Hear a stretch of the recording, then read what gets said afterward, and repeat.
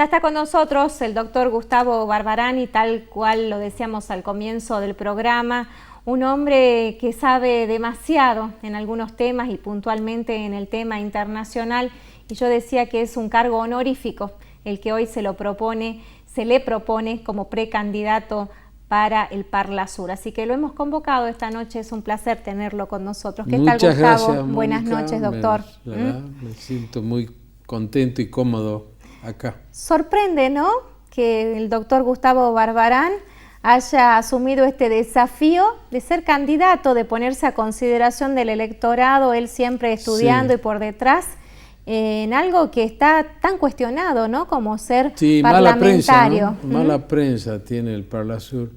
Pero yo querría explicar un poco por qué estoy como extrapartidario del Partido Autonomista. Usted va con el Partido Autonomista. Que lleva la fórmula Schiaretti-Randazzo a la presidencia de la Nación y a Nicolás Centeno como candidato a diputado nacional. Sucede que la invitación me viene del Partido Autonomista porque José Antonio Romero Félix, que es su líder histórico, fue un hombre muy allegado a Frondizi. Él le tenía un gran respeto a Arturo Frondizi, que es el líder de mi partido, el Movimiento de Integración y Desarrollo, que lamentablemente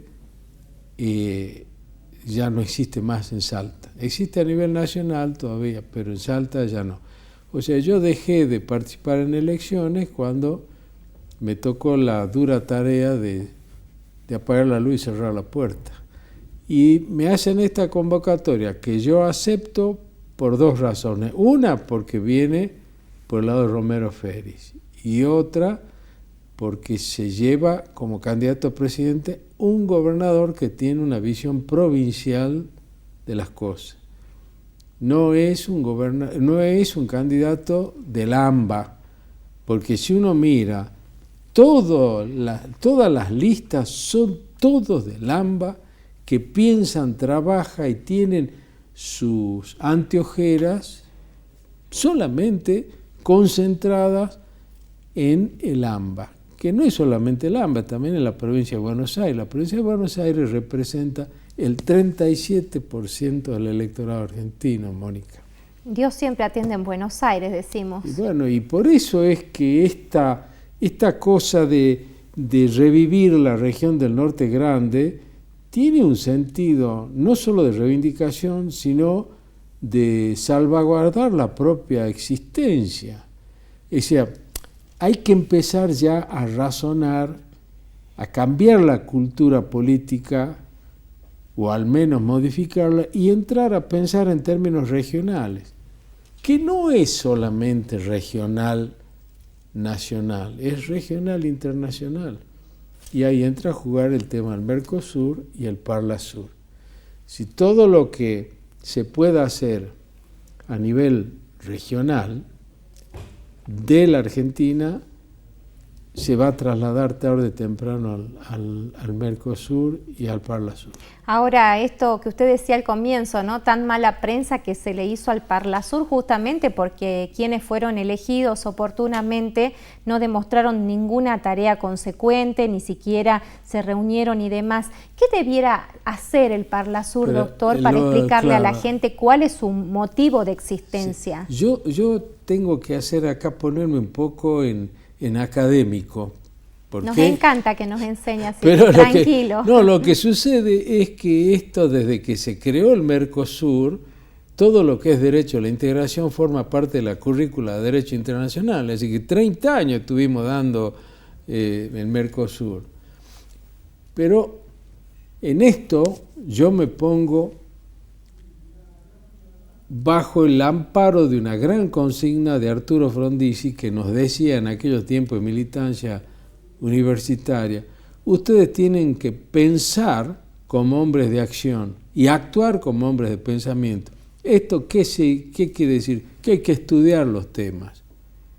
Hay que estudiar los temas, de tal manera que cuando llega el momento de actuar, uno actúa como hombre de pensamiento, porque quiere decir que ya tiene algo en la cabeza, ya masticado el tema. el Parlasur obedece también a un proceso y ese proceso implica un derrotero. Y yo creo que la mejor forma de entenderlo es haciendo la comparación con el Parlamento Europeo, porque de hecho de allí tomamos nosotros la institución. ¿Qué paralelismo podemos hacer? En primer lugar, hay una cuestión que es fundamental entender, que no es lo mismo la Unión Europea que el Mercosur. La Unión Europea es un proceso político-económico de derecho comunitario. ¿Qué significa? Que todas las decisiones, recomendaciones y resoluciones que toman los órganos de la Unión Europea son de aplicación inmediata, automática y obligatoria para todos los países y los ciudadanos de los Estados miembros. Eso no pasa con el Mercosur. El Mercosur se ha quedado en una etapa anterior, que es un proceso de integración, de tal manera que cuando el Consejo del Mercado Común o el Grupo del Mercado Común tienen que tomar una decisión que haga a la Unión Aduanera imperfecta, que todavía es, tiene que ser aprobada por los congresos nacionales, donde se da otro debate. O sea que esto hace... ¿Y el Mercosur sería solo para comercialización, doctor? No, no. ¿Para qué más? Precisamente por eso el Parlasur. Porque esto también ya lo habían observado los europeos. En Europa, en la Unión Europea, el Consejo de Europa representa los intereses de los Estados. En el Mercosur, el Consejo del Mercosur representa los intereses de los Estados. En Europa, la Comisión Europea representa el interés comunitario. En nuestra región, el Grupo Mercado Común representa los intereses del Mercosur. ¿Y los pueblos? Y los pueblos no debieran estar representados.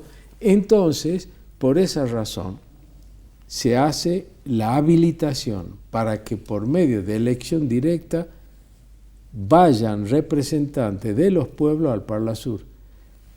En este momento solamente Argentina y Paraguay elegimos directamente, el caso mío, si este tipo se presenta, bueno, yo puedo llegar al Parlasur si consigo los votos necesarios. En Uruguay y en Brasil mandan legisladores. ¿Usted está de acuerdo con eso, que el legislador debiera ser el representante en el Parlasur? No, de ninguna manera. Tiene que ir pueblo llano. Puede presentarse Mónica Avilés y decir yo me aspiro a ir al Parlasur, o puedo presentarme yo. Es como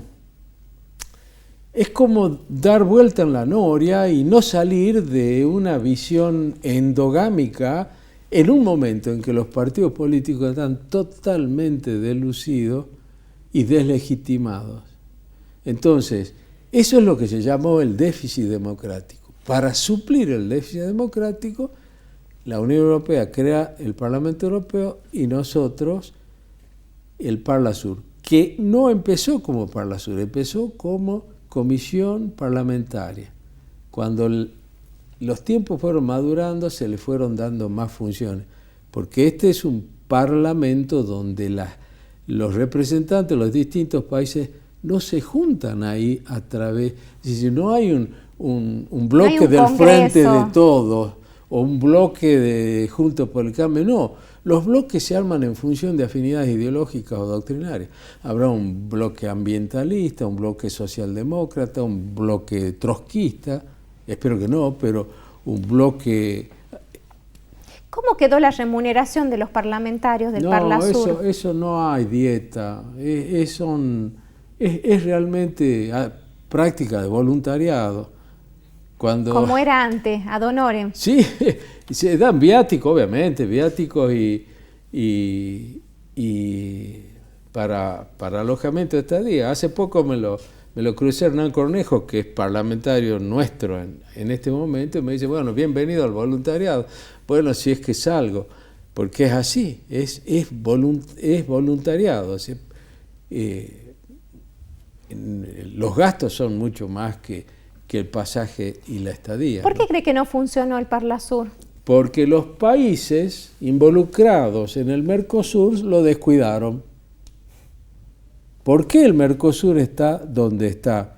Porque los países, particularmente el nuestro, con esas idas y vueltas de nuestros últimos gobiernos, nunca supimos cómo construirlo, o ahora reconstruirlo el Mercosur. Así como está, no va a funcionar nunca. Y tenemos a la puerta un acuerdo con la Unión Europea que ha tardado 21 años en negociarse.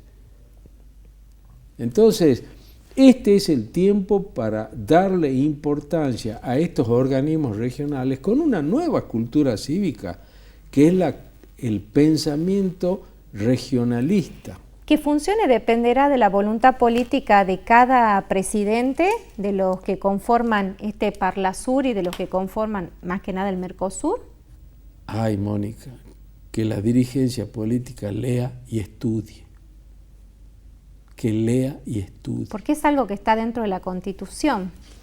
Está dentro de la Constitución, está en el artículo 75, inciso 24, le da toda una entidad especial a la firma de tratados de integración regional en el ámbito regional americano. O sea, están los instrumentos. Pero si uno no entiende para qué está, si yo no tengo política exterior... Pero a ver, doctor, veamos, dentro de los candidatos de Parlasur, la única persona que sabe de derecho internacional dentro de los candidatos, y espero no equivocarme, se llama Gustavo Barbarán.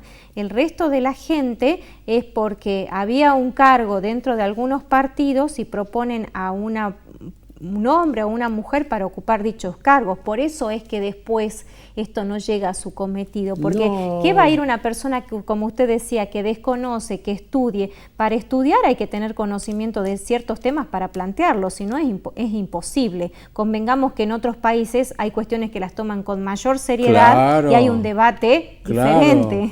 Bueno, lo que decíamos recién de España, que para que España entre en la Unión Europea le dieron una Usted parva. Tiene que cumplir todo esto, si no cumple no ingresa. Vamos tildando. Y acá nosotros, por ejemplo, ¿qué podría hacer un parlamentario? Esto hablábamos fuera de aire hace rato. Sí, un parlamentario del sur salteño. Hacer todo lo posible para que se concrete el corredor bioceánico, por ejemplo. De una vez por todas. Reflotar la Cicosur, que el gobernador Mansur la tiene ahí en coma inducido. Bregar por el aprovechamiento integral del Bermejo. Son todos temas regionales, pero no solamente de Salta o las provincias del NOA, del NEA.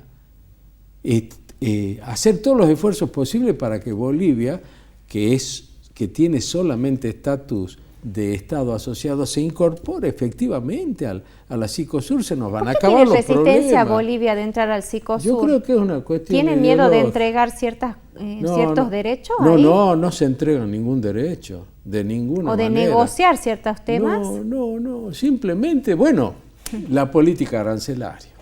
Por ahí pasa. Y sí, pero nosotros tenemos política arancelaria, que es un desastre. Tenemos $1 para la banana, $1 para el vino, $1 para el turismo. Entonces, así, con esa mentalidad, el Mercosur no va a existir nunca. Y ahora, y para ir concluyendo, ¿por qué es tan importante? Porque el mundo parece que definitivamente entra en una era de multipolaridad. Y muy cortito, ¿qué significaría eso, doctor? Que van a haber muchos polos integrados por estados o grupos de estados. Estados Unidos por sí solo es un polo, China por sí solo es un polo. El Mercosur puede ser un polo. Entonces, por esa razón, porque el mundo geopolíticamente se está reconfigurando... Si no, quedaríamos fuera de todo el sistema. Totalmente. Doctor Gustavo Barbarán, le deseamos el mayor de los éxitos en este desafío que ha asumido. Muchísimas gracias. Mucha suerte. Gracias. Bueno. Nosotros nos despedimos agradeciéndoles la atención que nos han prestado en este día de miércoles. Nos reencontramos la próxima semana. Será hasta entonces.